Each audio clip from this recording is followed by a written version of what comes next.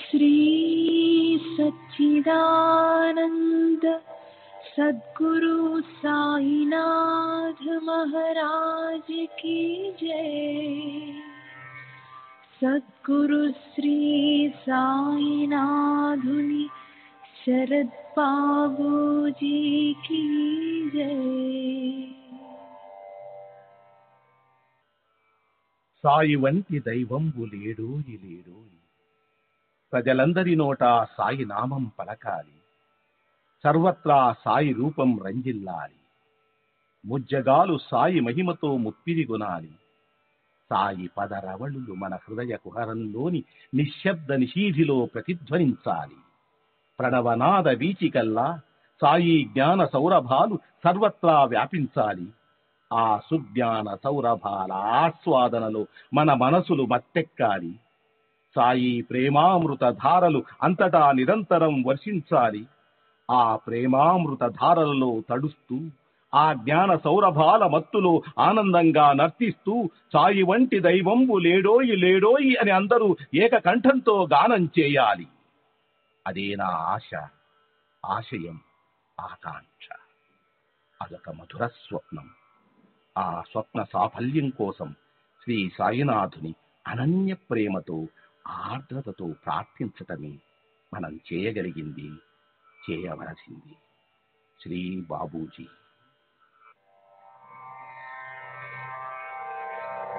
श्री सच्चिदानंद सद्गुरु साईनाथ महाराज की जय। सद्गुरु श्री साईनाथुनि शरद बाबूजी की जय।